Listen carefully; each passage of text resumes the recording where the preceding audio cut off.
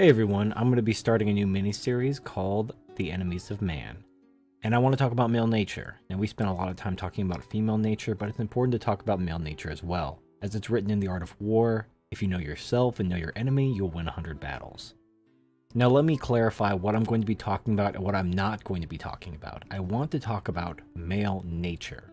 Things that are instinctual or intrinsic to being a man. Things that we don't really have any control over, that we can't fully purge ourselves of. We can only be aware and take necessary steps to compensate for these instincts.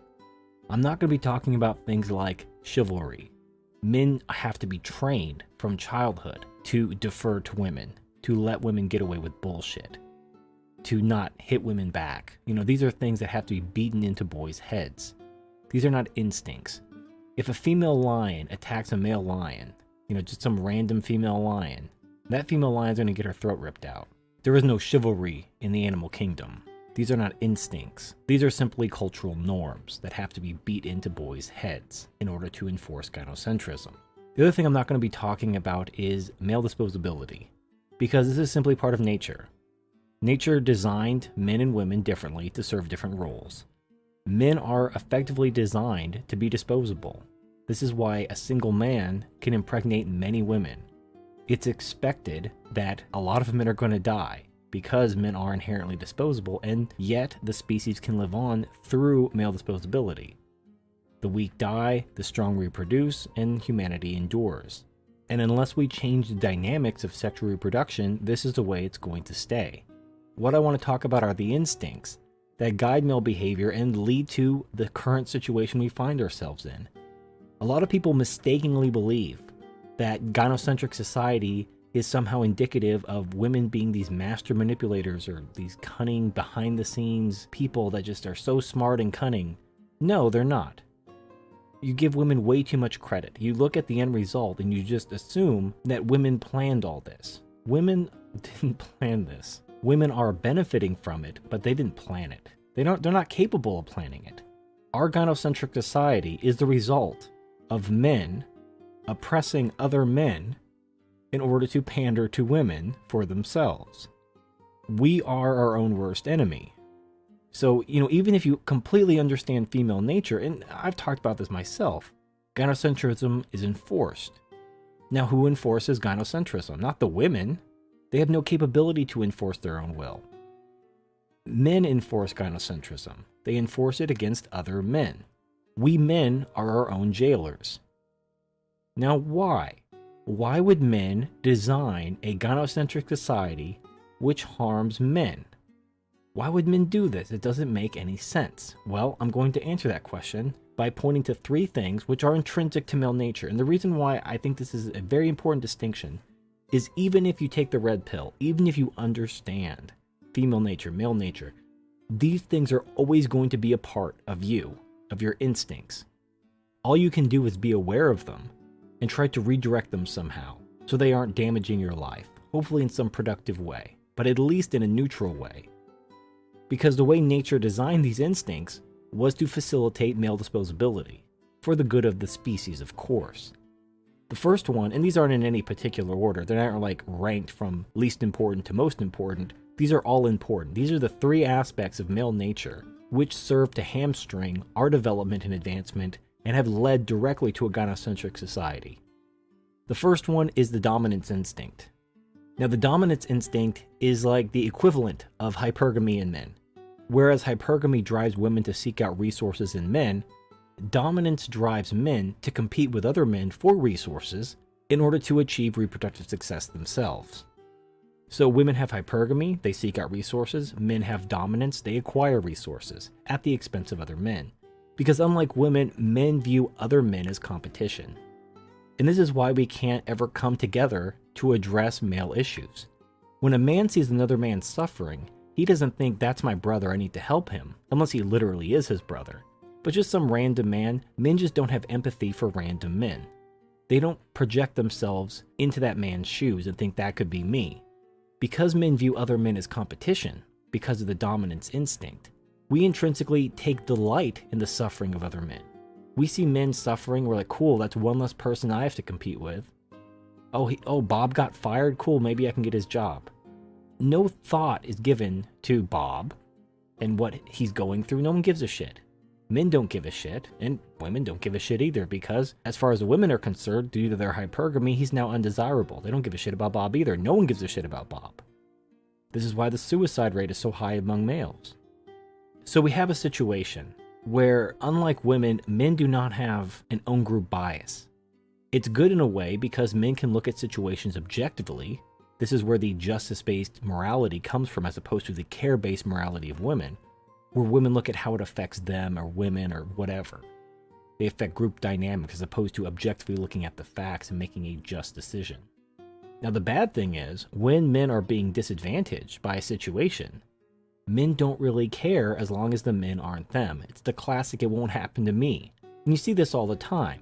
You warn men about, whatever. It doesn't even have to be female related. It could be anything. And then when the bad things happen, like, oh, I should have listened to him, but now it's too late. So what can we do about the dominance instinct? How can we curb this? How can we redirect the dominance instinct? Well, the first thing you have to do is recognize that everyone has a dominance instinct. It leads to almost everything that defines masculinity. The best way you can kind of deal with it is to redirect it into some productive fashion. Sports, something like that, something that doesn't harm men. Because you're always going to want to be dominant, even if you're not athletic. You play video games, like I play MOBAs and competitive multiplayer video games. I enjoy the competition. I enjoy being able to win and, show off my skill. This is part of the dominance instinct. Men want to be great at something. They want to show that they're better than other men at something. And when men are simply inferior to other men, like they realize they suck at everything, they can't beat men, they have nothing to be proud of, they sink into really deep depression. This drive to dominate is so intrinsic to male nature that if a man can't have anything that he can be proud of, and you see this sometimes, you see these guys that they have nothing going on in life, but they have this one thing that they can be proud of, and they just cling to it, whatever that thing is. This is a very common aspect of male nature. Men need something they can be proud of, that they can look at and be like, I'm better than these guys because X or Y or Z. Or X, Y, and Z. It doesn't matter. It doesn't matter what X, Y, and Z are. The point is it allows men to feel that they're better or superior or have better athletic ability or better whatever ability. Something that they can be proud of. But they can only measure that in regards to how they compete against other men. So if all men have X, this is simply a thing that all men have, all men do equally well, then there's nothing to be proud of.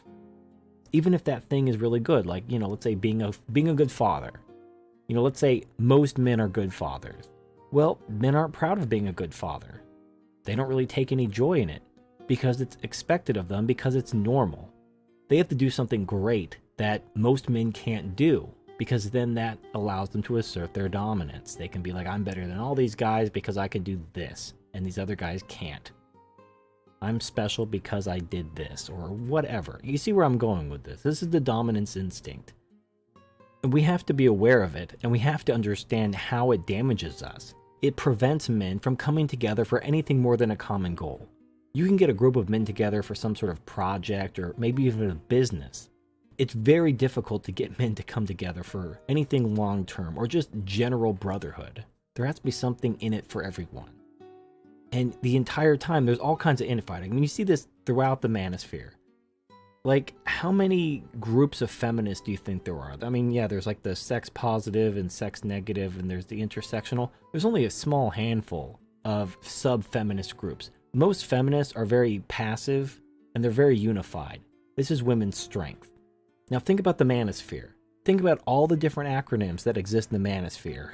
You got the MRAs, you got the MGTOW, you got the TFLers, you got the PUAs, you got the IBMOR, you got all these acronyms in the manosphere.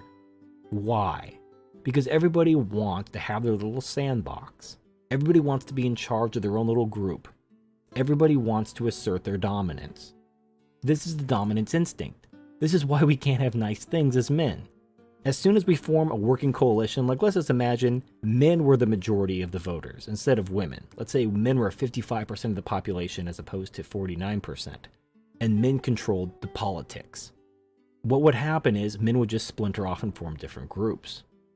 And just like what happened in the early 1900s, The group whose agenda aligns with women would simply join with women. This is why women were given the right to vote. The 19th century progressives in the US knew that women would be a natural constituency for their agenda. So the first thing they did was give women the right to vote, and then they quickly passed the rest of their agenda. All the different constitutional amendments that were passed in the early 1900s, including prohibition and the income tax. They knew what they were doing. So likewise, whatever political coalition that's pro-man would develop in this situation would quickly splinter. And one of them would go with the women, or they try to form something. It's all about the dominance. And I don't know if there's a solution for that. I mean, in my own life, I like to play competitive video games. It helps me get, I guess, the dominance out in a productive, non-harmful way. Now, maybe sports is your thing, maybe bodybuilding is your thing. You have to have something that you can be proud of. Puts you above men in some area. Maybe you're really good at science or whatever. Whatever makes you you, whatever you're proud of, you have to have your thing. Everyone's got their thing, you gotta have your thing. Now in the long term, in the grand scheme of things, in the overarching big picture, I don't know if there is a solution for dominance. I don't think men will ever be able to have that in-group bias the way women do. I just don't know. Just like I don't think it's possible for women to ever not be hypergamous, I don't think it's possible for men to ever not be dominant. It's simply in our nature. Now we can be aware and we could try to redirect these, but ultimately it's simply part of our nature. So those are my thoughts on the dominance instinct, and this concludes part 1 of this mini-series. Let me know what you think. In the next video we'll talk about ego, which is the second thing, which is preventing men from building the world that benefits them, but instead building this gynocentric bullshit which benefits women at the expense of men. So I hope to see you there. Thank you for watching, and I'll see you next time.